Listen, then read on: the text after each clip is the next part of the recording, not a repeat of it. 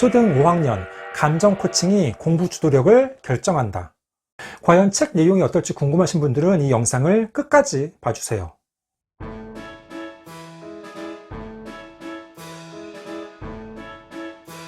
안녕하세요. 반갑습니다. 초등교사 해피 이선생입니다. 오늘은 제가 괜찮은 책 한 권을 소개해 드리도록 하겠습니다. 책 제목은 초등 5학년 공부 사춘기입니다.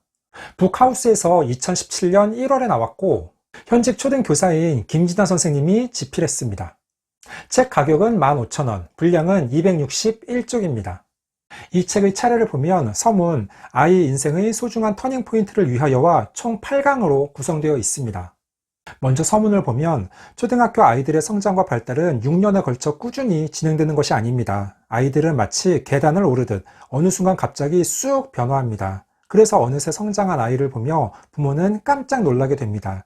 아이에 따라 개인차는 있겠지만 이런 성장의 변화를 가장 피부로 절감하는 시기가 초등 5학년이 아닐까 생각됩니다. 아마 이 부분이 초등교사로 20년 이상 현장 경험이 있는 저자가 이 책을 쓴 이유가 될 것입니다.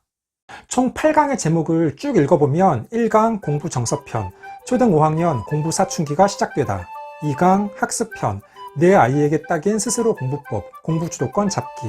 3강 진로 선택편, 포기와 희망 사이, 더 나갈까 그만할까. 4강 대화 노하우편, 먹히는 대화법 소통의 힘. 5강 친구 관계편, 친구는 절대 권력, 내 마음을 보여줘. 6강 학교 폭력편, 막연한 불안감, 우리 아이만은 아니길. 7강 사춘기편, 신체 변화, 감정 변화, 욱하지 말고 변화도 즐겁게. 마지막 8강 생활습관편, 엄마는 인스타도 몰라, 일상생활에서의 감정 코칭입니다. 각 강마다 하나씩 소개하면 영상이 너무 길어지니까 제가 봤을 때 중요하고 여러분들에게 도움이 될 만한 내용들을 일부 소개하겠습니다. 먼저 1강에서는 초등 5학년 공부의 방향을 잡는 중요한 시기를 소개하겠습니다. 초등학교 때 꼭 길러야 하는 학습 태도 중 중요한 하나는 공부에 대한 긍정적인 정서를 갖는 것입니다. 공부에 대한 긍정적인 정서란 내가 안 해서 그렇지 마음만 먹으면 잘해 하는 마음을 말합니다. 즉 공부에 대한 두려움과 거부감이 없는 상태입니다. 초등학교 때는 아이 스스로 남들보다 못한다는 생각이 들지 않도록 긍정적인 학습 정서를 유지시켜 주는 것이 중요하다는 것을 꼭 기억하세요. 맞습니다. 사실 초등학교 때 공부를 잘하면 얼마나 잘하고 또 못하면 얼마나 못하겠습니까? 초등교육과정 자체가 분량이 그렇게 많지 않고 내용의 깊이도 그렇게 깊지 않습니다. 그런데 아이들 스스로 벌써 특정 과목을 못한다고 생각하며 포기하는 경우도 있습니다. 작년 4학년 저희 반 어떤 여자아이도 스스로 수포자, 수학을 포기한 자라고 이야기를 합니다. 선생님, 저는 수학이 너무 어려워서 포기했어요. 저희 오빠도 수포자예요. 헐. 그게 농담으로 하는 말이 아니라 실제로 진지하게 그렇게 이야기를 합니다. 그런데 그 아이가 공부를 못하고 실제 수학 실력이 많이 부족한 아이냐? 아닙니다. 머리도 좋고 잘하는 아이인데 본인이 스스로 수학에 겁을 먹고 포기하려고 드는 것입니다. 그래서 제가 몇 번이나 아직 늦지 않았으니까 하나씩 하자며 격려하고 신경 써서 지도했던 기억이 납니다. 그리고 저자는 2강에서 공부를 잘하기 위해 필요한 힘 2가지를 이야기하고 있는데 첫 번째 힘이 인내심, 두 번째 힘으로 성실함을 언급하고 있습니다. 물론 공부를 잘하기 위해서는 이 2가지 요소 말고 다른 것들도 많겠지만 저도 이 의견에 동의합니다. 인내심과 성실함은 공부를 잘하기 위해서 꼭 필요한 기본적인 조건입니다. 특히 요즘 아이들은 인내심, 참을성, 끈기가 부족합니다.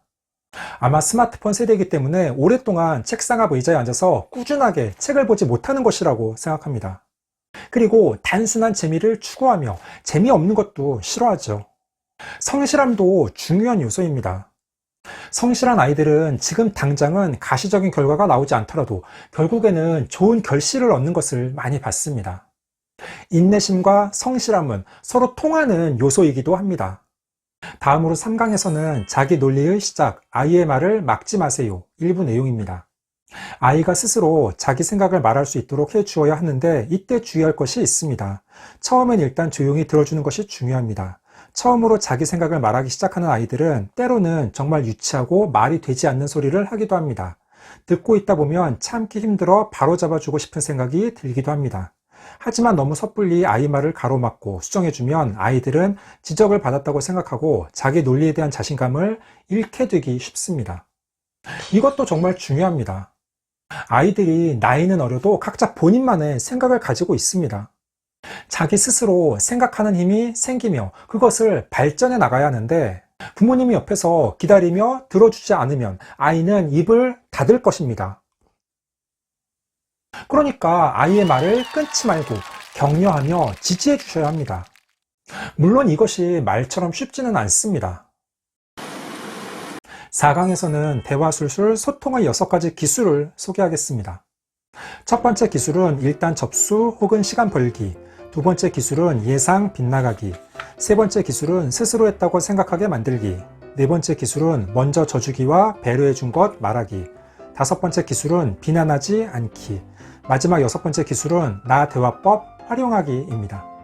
첫 번째 기술인 일단 접수 혹은 시간 벌기는 아이의 예상 밖 돌발 행동에 화가 날 때 아이에게 아무 반응을 하지 않고 일단 접수만 하거나 자리를 피해서 잠시 시간을 버는 것을 권하고 있습니다. 이건 꼭 아이와의 문제뿐 아니라 부부간에도 적용된다고 생각합니다. 서로 화가 난 상태에서는 상처 주는 말을 하게 되고 그러다가 예전 잘못했던 것들도 기억나서 끄집어내서 이야기를 하다 보면 커다란 부부싸움으로 번지게 되는 경우도 있습니다. 그러니까 일단 접수 혹은 시간 벌기를 잘 기억했다가 아이와의 갈등 또는 부부간에 문제가 있을 때에도 적용해 보면 좋겠습니다. 5강은 친구 관계 편인데 그 중에서 담임선생님에게 SOS를 소개하겠습니다.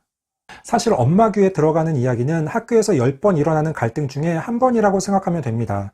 아마 담임선생님은 훨씬 더 많은 정보를 갖고 있을 겁니다. 더불어 어떻게 하면 좋을지도 선생님에게 물어보는 게 좋습니다. 다른 분야도 그렇지만 특히 친구 관계에 대해서는 담임 선생님의 도움을 받는 게 가장 좋습니다. 선생님들은 전체 아이들을 보기 때문에 평균의 수준이 어떤지에 대한 판단 기준을 갖고 있습니다. 부모 입장에서 자기 아이만 봐서는 객관적인 관점을 유지하기는 힘들기 때문입니다. 제일 마지막 부분이 중요하죠. 부모님들은 내 아이만 보기 때문에 또는 주변의 몇몇 소수의 아이들의 이야기만 듣기 때문에 절대로 객관적일 수 없습니다. 하지만 담임선생님은 학급 전체 아이들을 보기 때문에 훨씬 더 많은 객관적인 정보를 가지고 있습니다.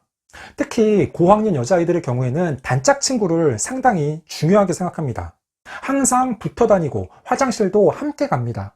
그런데 어느 날 친하던 아이들이 서로 말도 안 하고 눈도 마주치지 않는 경우가 있습니다. 그러면 분명 무슨 갈등이 생긴 것이죠. 교사는 주변 아이들을 통해서 무슨 문제가 생긴 것인지 파악하고 직접 해당되는 아이들에게도 각각 물어보며 어느 정도로 개입해야 되는지 고민해서 가능한 원만하게 해결해 주려고 노력을 합니다. 그런데 가정에서 부모님들은 그런 상황을 전부 다 알기는 어렵습니다. 그래서 담임 선생님과의 상담을 어려워하지 마시고 적극적으로 소통했으면 좋겠습니다. 꼭 학교 방문이 아니더라도 전화 상담, 휴대폰 문자 또는 가볍게 포스트잇으로 의견을 교환하는 것도 괜찮습니다. 마지막으로 7강에서는 아이들의 이성교제가 시작된다를 소개하겠습니다. 요즘에는 초등학교 아이들도 이성 친구를 많이 사귀입니다. 초등학교 때는 이성을 사귀는 기본 심리가 호기심입니다. 깊은 관계를 맺지는 않고 그냥 둘이 커플이다 하는 타이틀만 갖고 있는 경우도 많습니다. 여기서 아이들의 심리를 알 수 있습니다. 바로 남들에게 보여주기 위한 마음. 실제로 이성 교제를 하는 대부분의 아이들이 SNS를 통해 이 사실을 공지하고 그곳에 마음까지 고백하는 경우도 많습니다. 물론 아이들의 이성 교제를 그냥 둬도 된다는 뜻은 아닙니다. 조숙한 아이들 중에는 위험한 수위를 넘는 경우도 있습니다. 특히 또래가 아닌 오빠나 누나를 사귀는 경우는 특히 관심을 두어야 합니다. 이것도 맞습니다.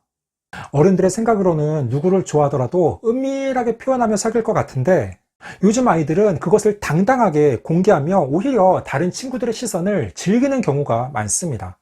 작년 4학년 저희 반 아이도 2학기 말 미술 시간에 1년 동안 학교 생활 중에서 가장 인상 깊은 장면을 그려보라고 시켰습니다. 대부분의 아이들이 운동회, 체험학습, 반대항, 반야구 경기 등을 그렸습니다. 그런데 한 남자아이가 그린 그림을 보고 제가 깜짝 놀랐습니다. 과연 어떤 그림을 그렸을까요? 같은 반 여자아이에게 프로포즈를 해서 사귀게 된 순간을 아주 디테일하게 말풍선으로 글씨까지 써서 그린 것입니다. 물론 그 아이들이 서로 교제하는 것은 이미 알고 있었는데 너무 디테일하게 그 순간을 말풍선으로 글자까지 자세하게 써서 묘사하는 것을 보고 제가 깜짝 놀랐던 기억이 있습니다. 그리고 그림들은 교실 뒤편에 전시를 하는데도 아랑곳하지 않고 그리는 모습에 우리와는 다른 요즘 아이들의 모습을 보았습니다. 15초 요약! 오늘은 현직 초등교사인 김진아 선생님이 집필한 초등 5학년 공부 사춘기라고 하는 책을 소개해 드렸습니다. 공부 정서, 학습, 진로 선택, 대화 노하우, 친구 관계, 학교 폭력, 사춘기, 생활 습관 등 8가지 상황에 맞게 서술하고 있어서 편하게 해당하는 내용들을 찾아볼 수 있습니다.